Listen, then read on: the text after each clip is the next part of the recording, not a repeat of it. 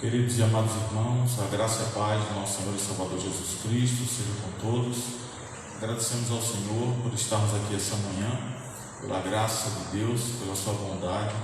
Agradecemos ao Senhor por toda a providência na nossa vida, mesmo estando ausentes do templo, a maioria, mesmo não estando reunidos, mas estamos conectados com aquilo que Deus proveu para que possamos estar em comunhão e em unidade para louvar o seu santo nome. Nós vamos dar início a esse momento da devocional e logo depois também traremos a escola dominical e iniciaremos nesse momento, antes da leitura da palavra de Deus, com a oração. Eu convido você que está aqui a curvar a sua cabeça, a você que está em casa, a todos que têm nos acompanhado, a Igreja Presbiteriana em Jardim de São Paulo, que tem acompanhado os cultos pela manhã. Então convido você a estar orando para que possamos dar assim início ao culto ao Senhor. Oremos. Querido Deus e Pai bendito, todo-poderoso, diante da Tua presença, a Tua Igreja se encontra nesse momento pela Tua graça e misericórdia.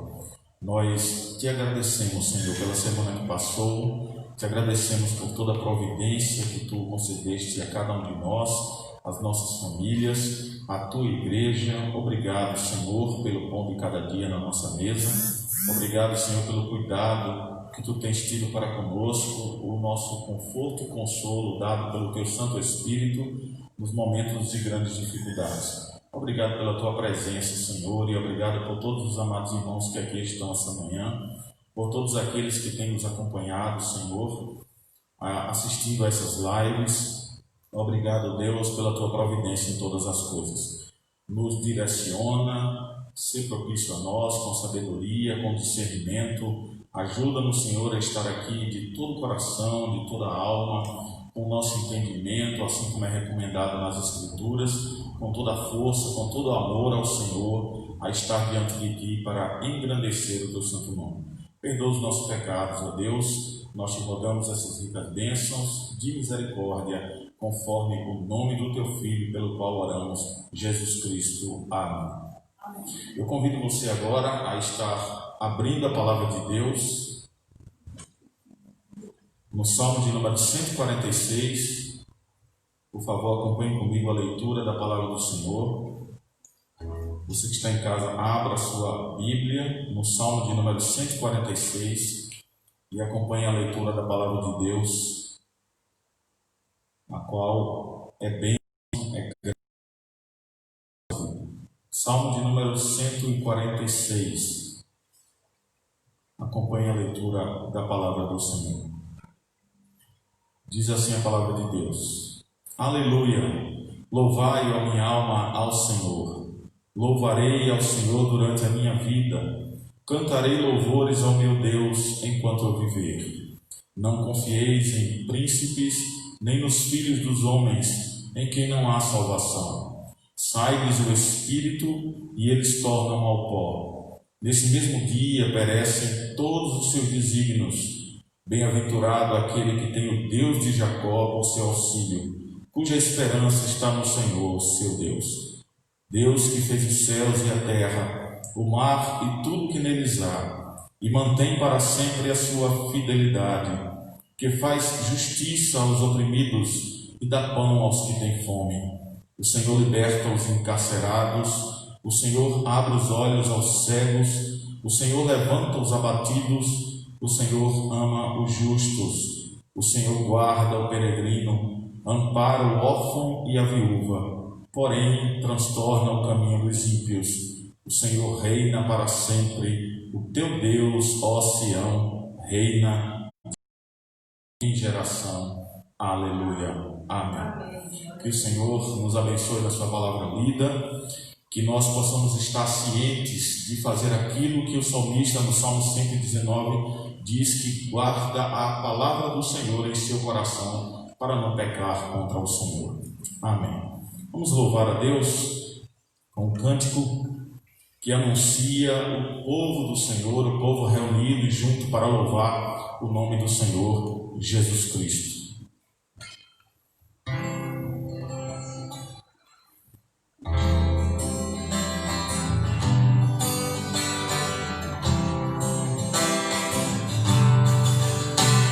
Teu povo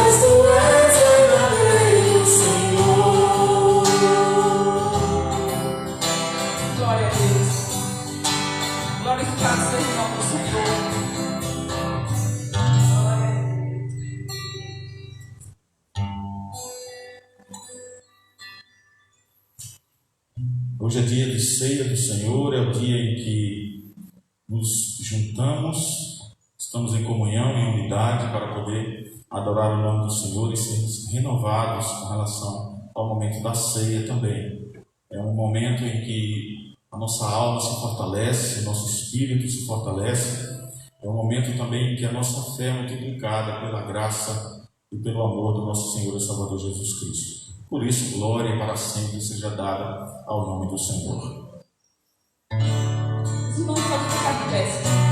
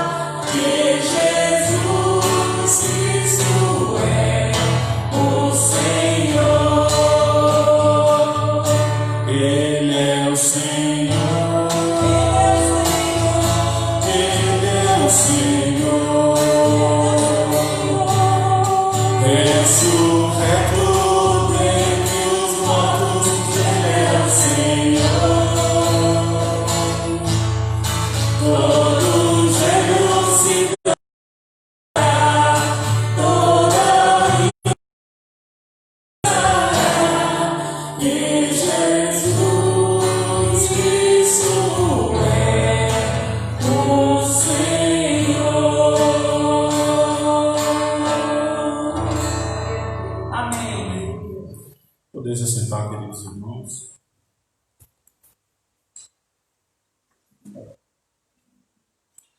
Nós vamos, antes da mensagem, eu quero convidar você ainda a estar curvando a sua fronte e vamos fazer uma oração de intercessão.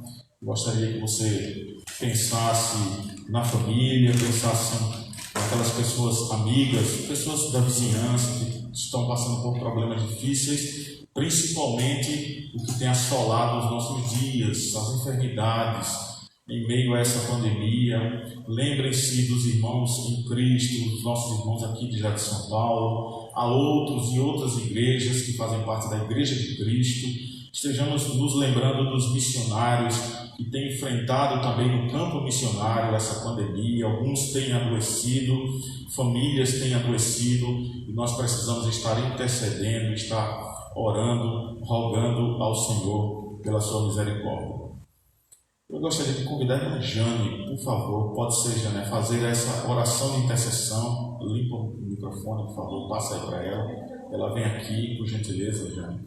Nós vamos interceder com a nossa irmã Jane, que está conosco aqui no templo, e ela fará essa oração de intercessão, e logo depois nós estaremos nos organizando para trazer a mensagem da Palavra de Deus. Oremos. Senhor, nosso Deus, nosso eterno Pai, louvado, agradecido e exaltado seja o Teu nome, Senhor. Glórias para sempre ao Teu nome, Pai, porque Tu és grande, porque a Tua misericórdia dura para sempre, para sempre. Ó Deus querido, como bom é estar na Tua casa, Pai, sabendo, Senhor, que podemos vir, Senhor Deus, e sairmos cheios, ó Pai, de esperanças, porque o Teu Evangelho, a Tua Palavra, nos garante, Senhor, esperança para sempre, Deus. Ó Pai querido, nós queremos agora, Senhor, como igreja, interceder, Senhor Deus, em favor das nossas famílias, Pai. Em favor de todas as famílias da terra, Pai, que estão neste momento passando, Senhor Deus, por momentos de dor, Senhor, de aflição, por momentos de abandono, Senhor. Mas eu quero te pedir, Pai querido, que ninguém se sinta assim, Senhor, que cada um, ó Pai, procure em Ti, Senhor Deus, sentir a esperança que há em Ti, a esperança que há no Teu Filho, Pai querido. Te revela, Senhor, a cada uma dessas pessoas, Pai, que se sente, Senhor Deus, sem esperança. Que o Senhor, neste dia, possa derramar o Seu Espírito, Senhor Deus, sobre esta terra, Pai. Não somente, Pai, sobre o nosso país, Pai querido, mas sobre esta terra, Senhor, que Tu criaste, Senhor Deus, sobre o homem, Senhor Deus, que Tu criaste, Pai. Que o homem reconheça, Senhor, quem Tu és, Pai querido. Reconheça também quem Ele é e o privilégio, Senhor, de poder falar contigo, de poder Te adorar, Senhor, na beleza da Tua santidade.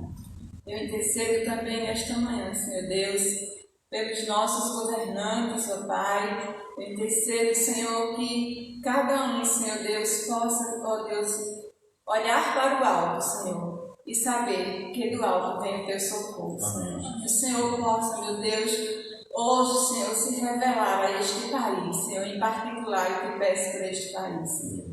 Te peço pela Tua igreja, Senhor, que a Tua igreja, Senhor Deus, possa se levantar nesta terra, Pai, saber que tudo o que está acontecendo, Pai, é nossa responsabilidade, Senhor.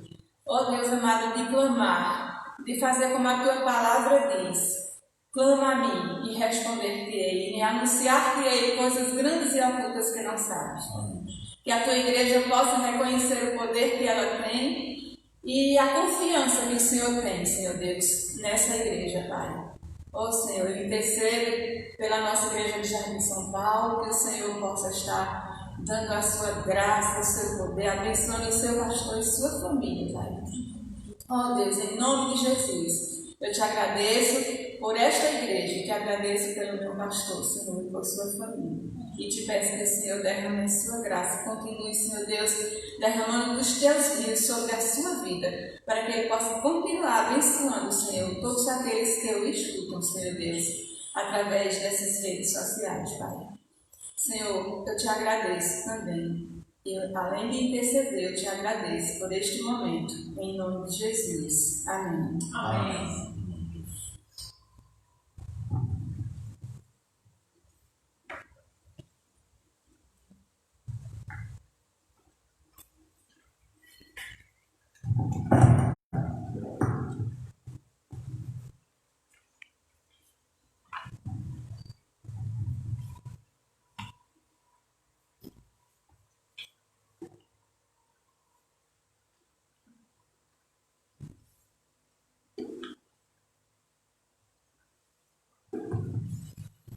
Queridos e amados irmãos, nós vamos passar esse momento, a mensagem da Palavra de Deus, para logo depois estarmos no momento da comunhão do Senhor. Eu convido você a estar abrindo a sua Bíblia, mesmo assentado, mas com toda a reverência à Palavra de Deus. A você em casa também abra as Escrituras no texto da segunda epístola do apóstolo João, a segunda carta que escreveu o apóstolo João.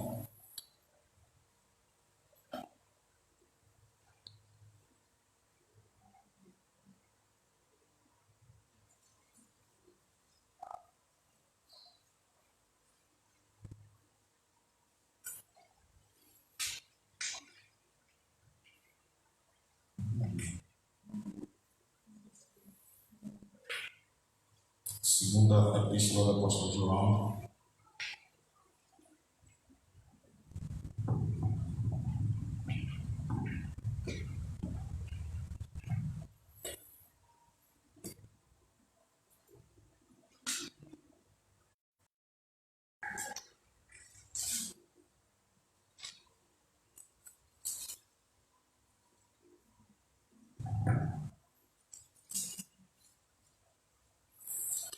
Os versículos 1 e 3, de 1 a 3, logo no início da segunda carta.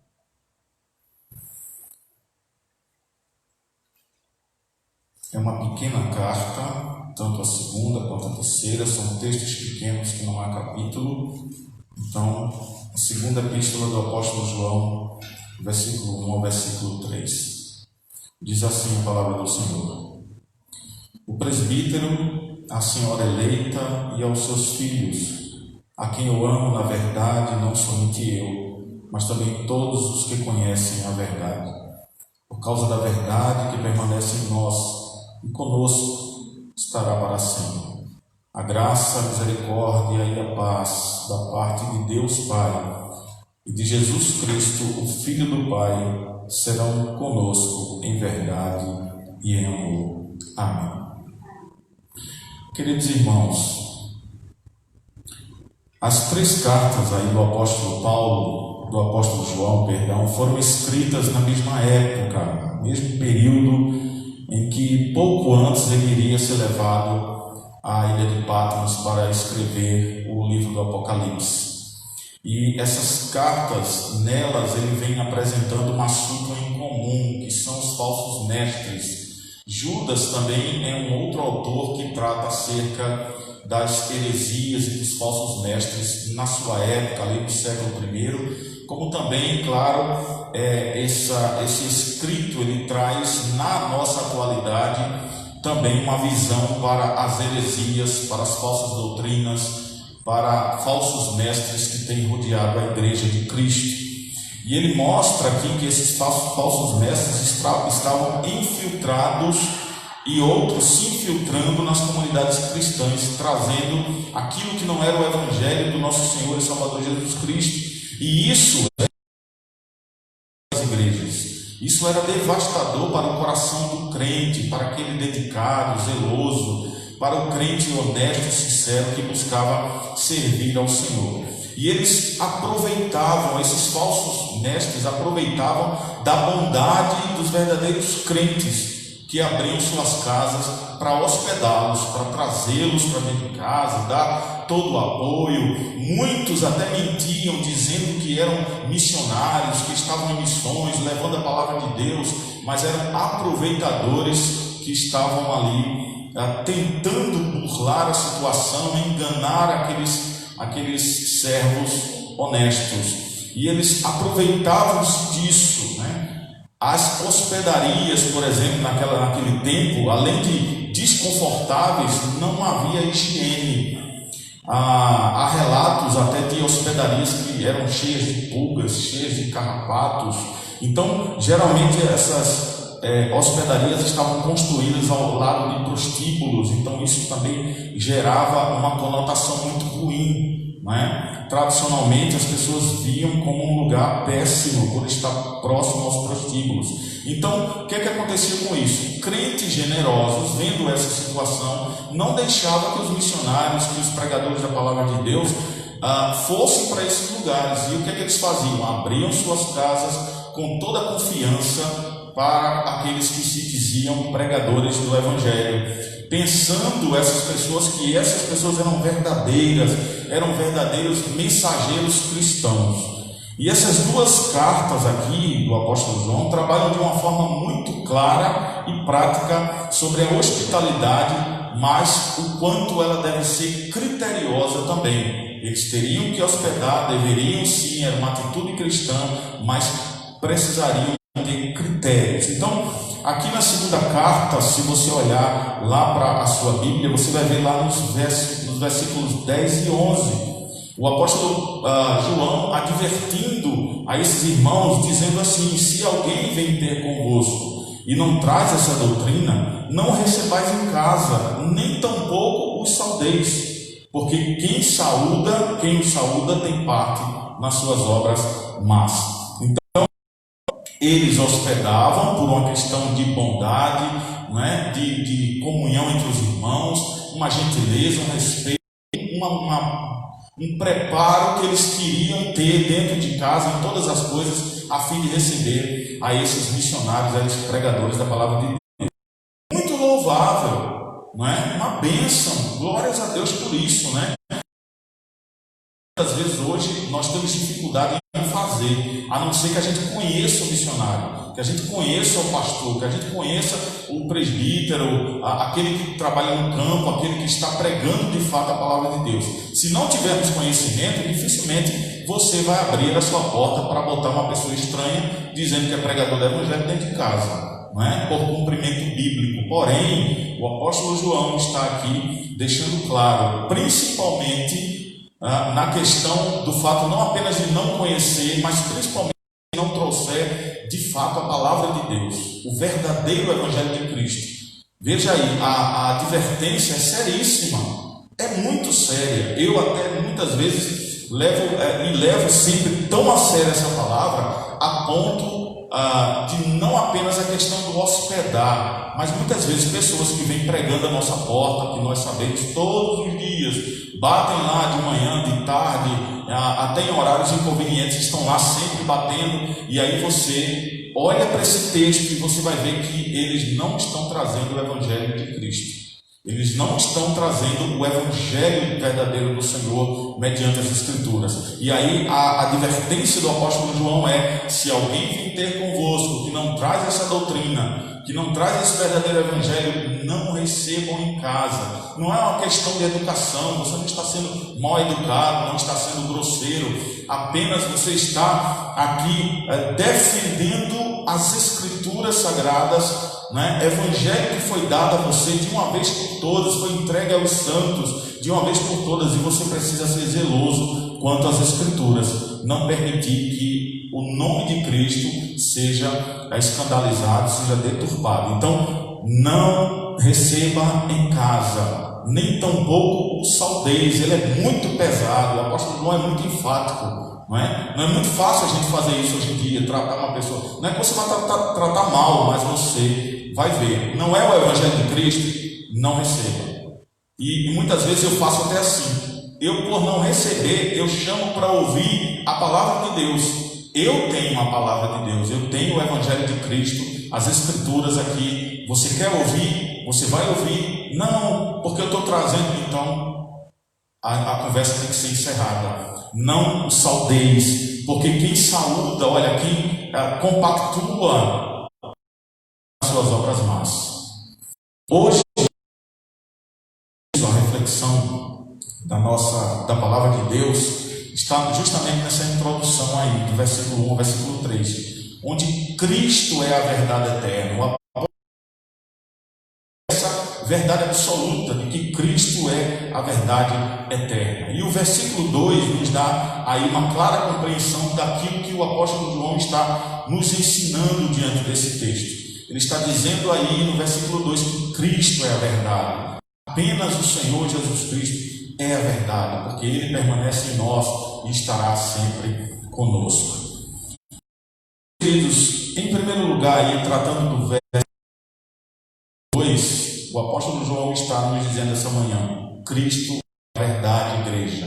Apenas Ele. E sendo Ele a verdade, Ele se une à sua igreja com o seu verdadeiro amor. Veja, no final ali do século I, o ofício apostólico ele já estava bastante sedimentado, já estava firme. O Senhor havia instruído a esses discípulos, tornado eles apóstolos, tornado cada um deles apóstolos, e eles estavam firmes na doutrina, naquilo que foi ensinado pelo Senhor Jesus Cristo.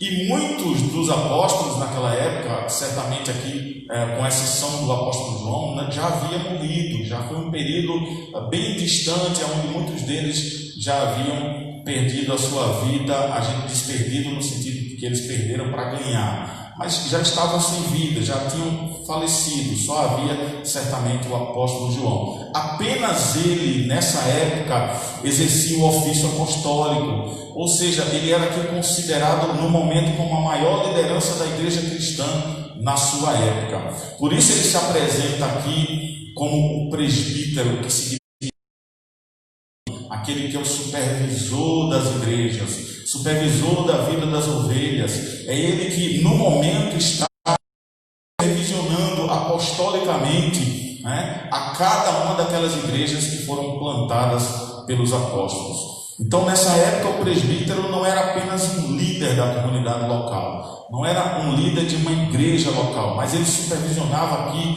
várias igrejas, aquelas que tinham sido plantadas pelos outros apóstolos e pelo próprio apóstolo João. Por isso aqui, com relação a presbítero, não só a palavra significa supervisor, como também ela esse líder é chamado de bispo, aquele que vê de cima, aquele que olha de cima, que supervisiona a todos de cima. Mas o apóstolo João, ele escreve sua carta a uma senhora eleita. Que coisa interessante essa colocação do presbítero à senhora eleita. Essa foi uma palavra que o apóstolo João usou para uma igreja específica. E a gente pode ver isso no versículo 13. Aí do seu texto, você pode olhar aqui o versículo 13. Desliga aquele ventilador, por favor. Concentrar. Deixa eu abrir aqui no texto, segunda carta do apóstolo João. Então aí no versículo 13 ele diz: os filhos da tua irmã eleita te saúdam. É a última frase do texto da sua segunda carta. Está dizendo: os filhos da tua irmã eleita te saúdam. Então João aí está se despedindo desses irmãos, dizendo que os filhos da tua irmã eleita te saúdam.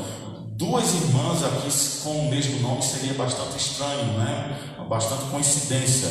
Mas, além disso, o apóstolo Pedro também se dirige de uma forma muito parecida à mesma maneira que o apóstolo João fala a essa igreja. Lá em 1 Pedro 5,13, o apóstolo Pedro vai dizer: aquela que está em Babilônia, também eleita, veja, chama da igreja eleita, envia-lhes saudações, e também Marco, meu filho.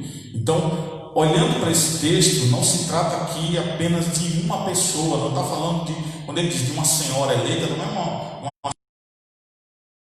mas ele está falando de uma igreja toda eleita, é a ela que ele está se referindo. Aqui é o amor com que João se dirige também a esse grupo de irmãos.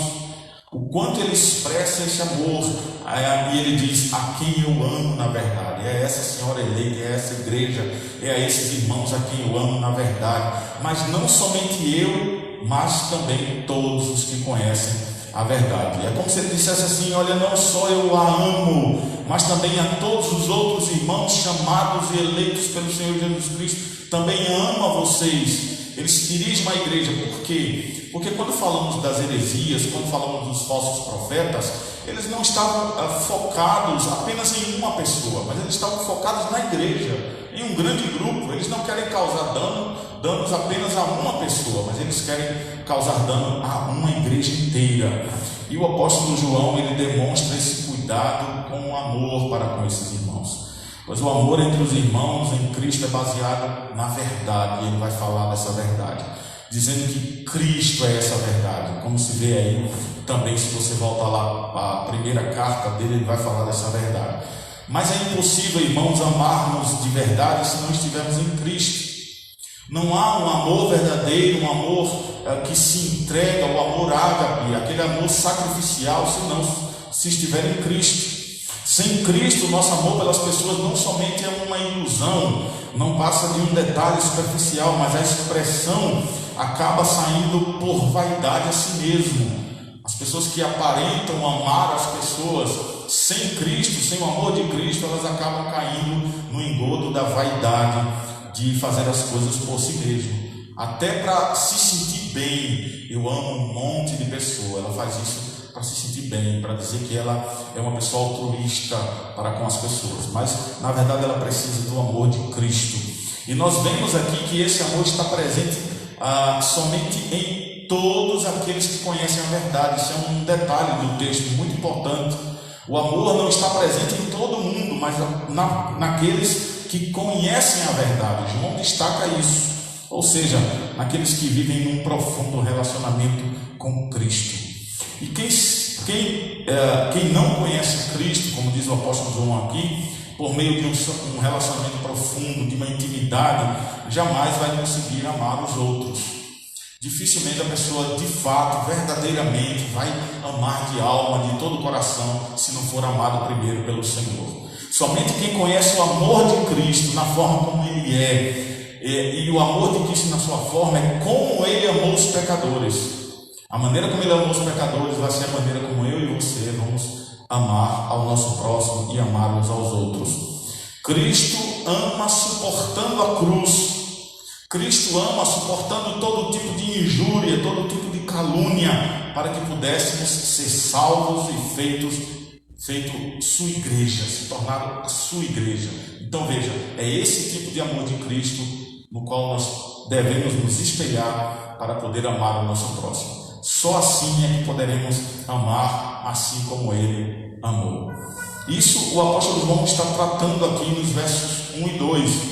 Há um outro destaque aqui no verso 2, reforçando essa afirmação, quando o apóstolo expressa o motivo desse amor. Ele diz que ama e ele diz o motivo desse amor por aqueles irmãos, por aquela igreja. Por isso a sua preocupação em defendê-los dos falsos profetas. E esse motivo ele deixa claro aqui quando ele diz que é por causa da verdade. Eu vos amo por causa da verdade que permanece em nós e conosco estará para sempre. Veja, qual é a verdade que permanece em nós e estará conosco para todo sempre? Cristo Jesus. Interessante que no texto, se você não percebeu aí, João repete 4 vezes a palavra verdade. Ele vai repetir essa palavra e nos 3 versículos iniciais, né, ele faz isso, usando essa palavra verdade, verdade, verdade, lembrando-nos que Jesus Cristo próprio disse que Ele era o caminho, verdade e vida. Então, claro, o apóstolo João está falando de Cristo na vida da igreja, de Cristo na minha e na sua vida. E o objetivo do apóstolo João aqui é diferenciar as mentiras que haviam entre os falsos mestres com relação à verdade do Evangelho. Ele queria separar isso. Ele queria dizer que, olha, falsos mestres vão mentir. Eles não vão estar na verdade, eles não vão amar de verdade. Mas o verdadeiro Evangelho vai ter o amor verdadeiro, vai ter a verdade que é Cristo Jesus. Esse versículo aqui, ele fala das profundas convicções de João a respeito da verdade. Ele diz que a verdade permanece em nós. Veja, ele não está se colocando aqui como dono da verdade. Eu sou o dono da verdade e estou dando a verdade a você, mas ele disse que essa verdade permanece em nós. Ele não é o dono da verdade, mas ele, quando usa essa expressão, permanece em nós, é como um vaso que você faz conter dentro, né? Uma areia, uma planta, a água. Então ele se coloca como um vaso que contém essa verdade. Foi colocado lá. Cristo se colocou dentro desse vaso. O Espírito Santo que habita dentro de mim e de você é a verdade. Então nós somos enchidos por essa verdade. Uma outra convicção que ele fala aqui é que a verdade estará conosco para sempre. E a grande diferença entre um falso cristão e um cristão verdadeiro é que o verdadeiro sabe em quem tem crido, sabe que jamais se perderá e que jamais sairá da presença de Cristo, porque é Cristo que sustenta e conserva e o faz perseverar no Evangelho. Mas o falso crente, junto com os falsos mestres, são inseguros com relação à obra de Cristo em seus corações. Sempre duvidam do perdão de Deus, sempre duvidam da vontade soberana de Deus e da sua palavra. E aí João deixa claro aqui, como ele vem defendendo a fé, que esses falsos profetas chegam ao ponto de negá-lo. Negam a Cristo, negam a palavra da verdade, negam a Bíblia. E aí a gente voltando lá no início, a gente vai lembrar daqueles que vêm pregar nas nossas portas que não traz essa verdade, que vem dizer que o Espírito Santo não é uma pessoa, um ser pessoal, ele é uma força, que vem dizer que não, Cristo não morreu numa cruz, foi apenas num madeiro. E aí são diversas negações que há com relação a esse Evangelho. Outros vêm dizendo, como eram na época os gnósticos, os de Cerinto, que eram serentistas, seguidores de homens hereges, que vinham dizer que Cristo não existiu, o Cristo histórico não é verdadeiro, ele não esteve aqui na terra, o Deus não havia encarnado, isso era só história e ilusão da cabeça das pessoas. Então veja, era esse tipo de negação que o apóstolo João estava combatendo aqui. Aqueles que fazem parte da família de Deus, da sua igreja, estão unidos eternamente pelos laços do amor de Deus que foi revelado em Cristo Jesus. E essa verdade, ela tomou forma. A verdade, o Logos, a palavra desceu dos céus e tomou forma humana para estar entre nós. Ele é a verdade eterna. Cristo é a verdade eterna. E por ele ser essa verdade eterna, irmãos, aqui em último lugar, ele produz em nós benefícios do amor de Deus. É o que ele vai tratar aí no verso 3, no versículo 3. Nesse versículo, João descreve os benefícios desse amor para a nossa vida. Ele vai dizer aí a graça, olha o benefício, que bênção, a graça, a misericórdia e a paz. Todas elas dadas por Deus a nós por meio de Cristo Jesus. São bênçãos permanentes, não são bênçãos passageiras, não são bênçãos temporais de ontem e não é hoje, não é amanhã, mas são bênçãos eternas, permanentes naqueles que andam na verdade e no amor. A graça é o favor de Deus que nos dá vida e que nos deu salvação. É o favor que não merecíamos. É a expressão da livre vontade de Deus. Ele é livre para amar, ele é livre para agir com justiça, ele é livre para nos conceder da sua graça e da sua misericórdia, nos dar aquilo que jamais teríamos por nós mesmos. Não iríamos jamais produzir paz, graça ou misericórdia. Isso vem da parte de Deus.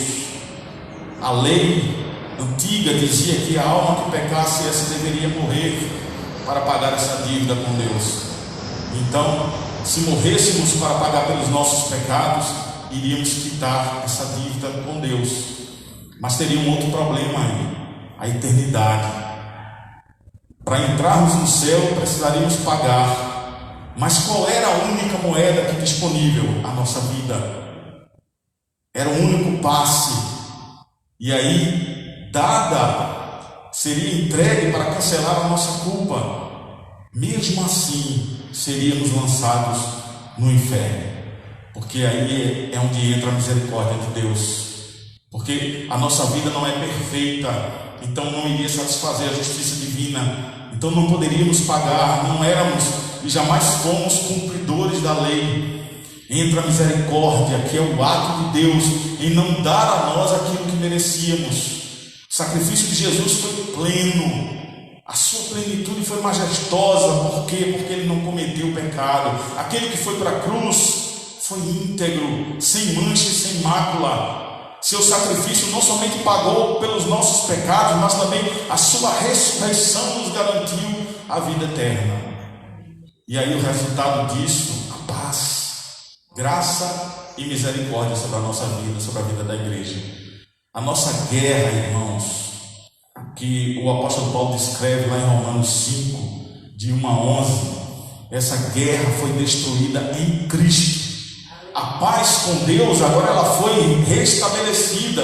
O que foi perdido no Éden é restabelecido em Cristo. O que foi perdido no primeiro homem, em Adão, no primeiro Cristo, ela foi restabelecida em Cristo. Não somos mais inimigos do Senhor. É Cristo quem produz em nós esses benefícios. A paz aqui não é resultado do nosso esforço, nem mesmo ausência de conflito, ou de guerra, ou de dificuldades. Não há falta de enfermidades ou sofrimento para aqui dar o significado dessa paz. Mas é possível aqui, como diz as Escrituras, que um crente passe por várias lutas e provações nessa vida no seu coração. Por quê? Porque é Cristo que dá essa paz. Ele próprio diz: eu vos dou a paz, e não vos dou como o mundo a dá. O mundo não tem paz para dar. Por isso que ele diz: a minha é diferente, a minha existe, a minha é concreta, a minha é eterna, a minha é misericordiosa, a minha é bênção. Mas a paz do mundo, ela é falsa, ela não existe, ela não tem sustentação, ela não tem convicção nela, não tem base alguma, ela acaba por ruir em poucos segundos. Toda promessa do mundo é inverídica, mas a minha não, a minha é eterna. E a paz que Cristo estabeleceu em nós, e Deus, entre nós e Deus, produz no nosso coração a tranquilidade que nós precisamos. O que é que Deus quer que nós façamos, irmãos? 3 coisas conclui aqui as palavras do apóstolo João nessa mensagem. Deus deseja que você ame de verdade os irmãos em Cristo, porque essa é a base do que ele escreveu aqui na sua segunda carta. Ame de verdade os irmãos em Cristo, mesmo com toda a limitação, com toda a falha, com toda a incapacidade nossa, sabe? Com todas as desgraças que muitas vezes a nossa vida tem trazido à tona, do quanto nós somos falhos, nós somos pecadores. Mesmo assim, usando o amor que Deus nos amou, nós amemos os nossos irmãos. E segundo, Ele quer que nós tenhamos a certeza da obra que Deus realizou na nossa vida. Fique convicta disso. Aquele que começou a boa obra em nós completou, eu não digo nem há de completá-la, mas Ele já completou no dia de Cristo Jesus, porque na eternidade já foi definido a sua vinda, a sua morte, a sua ressurreição e a sua segunda vinda. Então isso já está estabelecido. E em terceiro e último, que você demonstre em sua vida a graça, aqueles benefícios da parte de Cristo, a graça, a misericórdia e a paz de Deus. Devemos permanecer na verdade e no amor por Cristo, pois Cristo eternamente, como diz o apóstolo João. Amém. Que o Senhor nos abençoe, queridos. Que o Senhor continue nos dando a graça, a misericórdia, a paz que só vem dele, para a glória e louvor do seu nome. Amém. Nós vamos passar ao momento dos dízimos e das ofertas. Nós estaremos orando logo depois do recolhimento. Você que está em casa, sinta-se em meio a essa oração, agradecimento da parte da igreja com relação aos dízimos e às ofertas. Lembrando que nós não estamos dando dinheiro ao Senhor, nós não estamos dando valores ao Senhor, mas o que estamos fazendo é devolvendo a Deus aquilo que primeiro Ele nos deu. Não como uma forma de troca, mas como uma forma de fidelidade por aquilo que o Senhor tem provido para as nossas vidas. Tem cuidado da igreja, tem cuidado do anjo da igreja, tem cuidado dos seus líderes, tem cuidado das suas ovelhas, tem cuidado de nós particular e coletivamente, quando Ele cuida também da nossa família, como tem sido soberano em todas as coisas na nossa vida. Por isso nós vamos louvar ao Senhor nesse momento, agradecendo a Deus. Já está ali, né? Tá.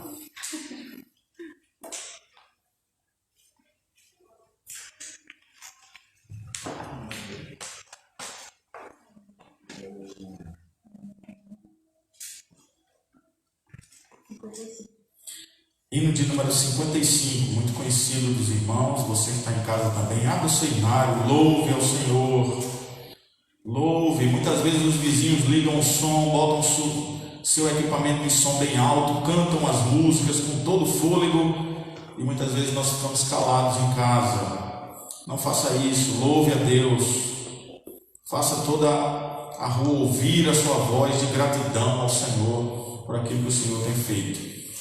Hino de número 55, alegria e gratidão para esse momento de devolução ao Senhor daquilo que primeiro Ele nos deu. Louvemos ao Senhor.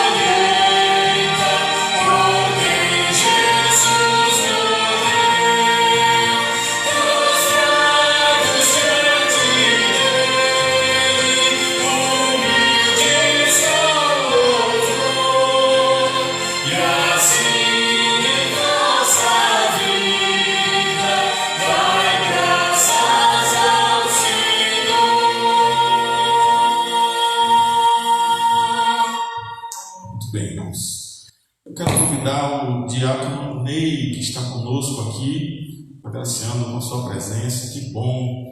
Nós queremos convidá-lo a estar orando aqui, por favor, agradecendo ao Senhor,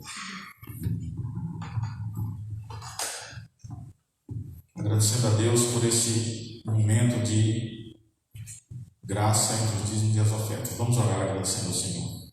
Ó Pai, nesse dia dedicado a Ti, dia de descanso, dia de reverência, a Tu que és Criador e Salvador, Senhor. Nós queremos juntos, como igreja Tua, a reunião dos salvos e remidos, prestar a Ti, Senhor, nosso louvor.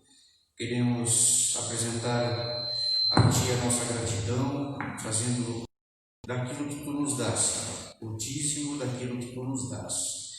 Com alegria nós trazemos, Senhor, pedindo que Tu sustente os Teus filhos, as Tuas famílias e abençoe, Senhor, a Tua igreja. E pedimos também que essas ofertas e dízimos sejam usadas de maneira que honrem o Teu nome sobre a terra. Em nome do Teu Filho Jesus. Amém. Amém, Senhor.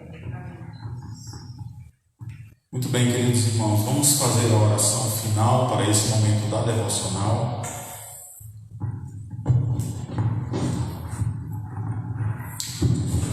Agradecendo a Deus por esse momento dos dízimos das ofertas, e logo passaremos a estar aqui ministrando a ceia do Senhor. Vamos orar ao Senhor. E desde já estarei pedindo que o Senhor consagre os elementos, o pão e o vinho, para o momento da nossa comunhão. Oremos.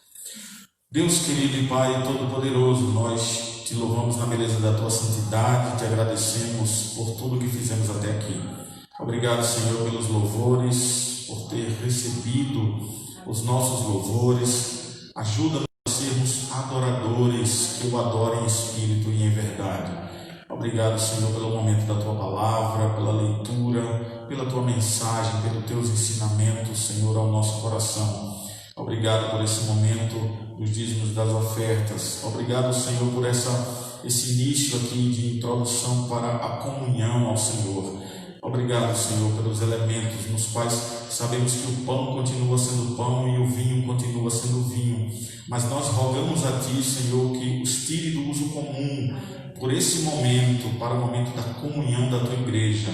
Ó Pai, consagra esses elementos para a glória e louvor do Teu nome com as Tuas mãos benditas.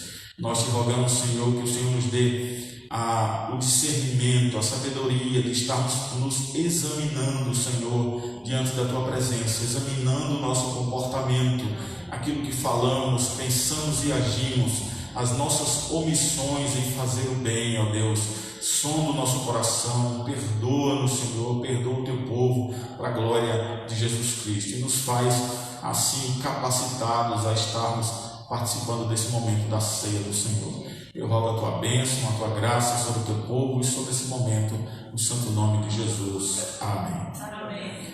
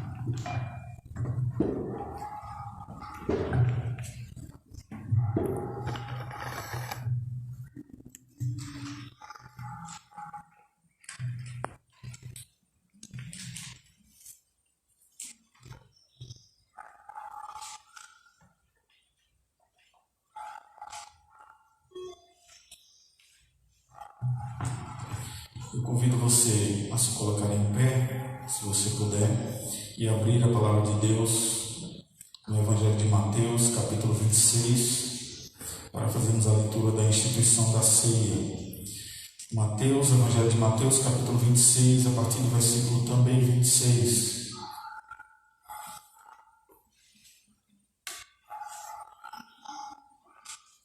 Diz assim a palavra do Senhor, Mateus 26, 26. Enquanto comiam, tomou Jesus o pão e, abençoando-o, partiu e o deu aos discípulos, dizendo: tomai e comei, isto é o meu corpo. A seguir tomou um cálice, tendo dado graças, o deu aos discípulos, dizendo: bebei dele todos, porque isto é o meu sangue, o sangue da nova aliança, derramado em favor de muitos, para a remissão de pecados. E digo-vos que desta hora em diante não beberei deste fruto da videira, até aquele dia em que eu hei de beber novo convosco no reino de meu Pai. E tendo cantado um hino, saíram para o Monte das Oliveiras. Amém.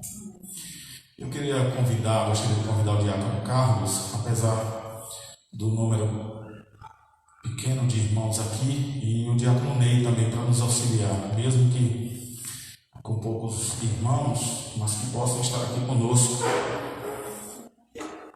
como diáconos, que é a palavra para aquele que serve. Pode sentar aqui, né? Pode ficar aqui. Muito bem, irmãos.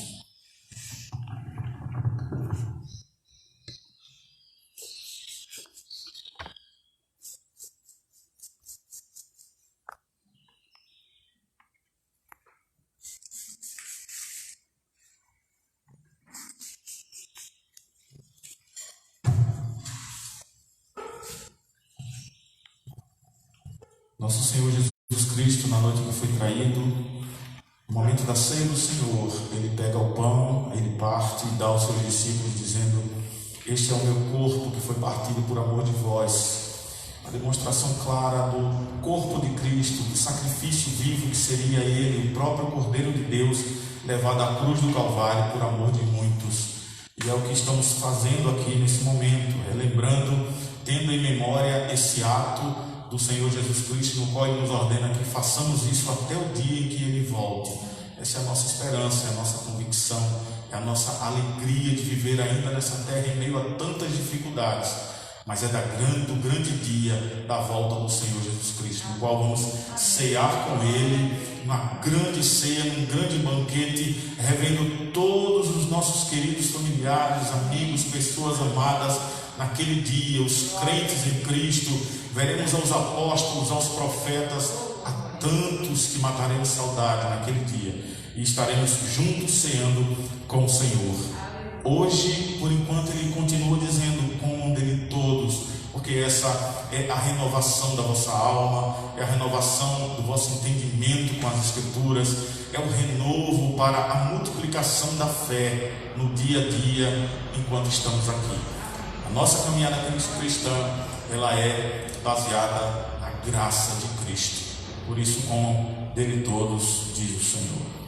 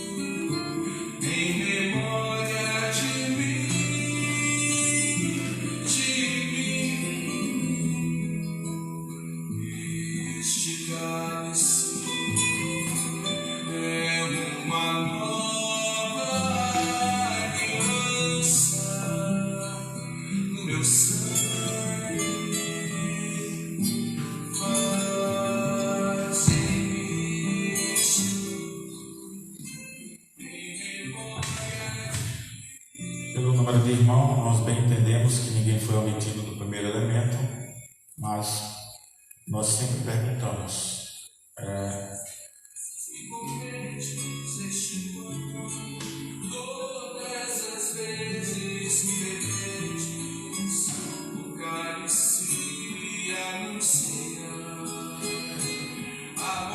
por semelhante modo, depois de haver ceado o pão, o Senhor Jesus Cristo pega o cálice e também dá aos seus discípulos, dizendo: esse é o meu sangue, o sangue da nova e eterna aliança que foi derramado por amor de vós.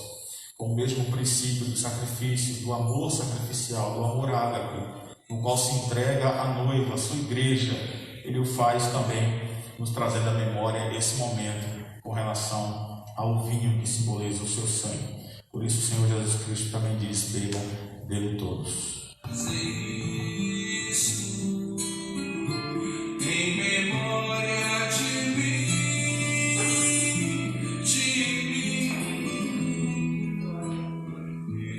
este cálice é uma nova aliança no meu sangue.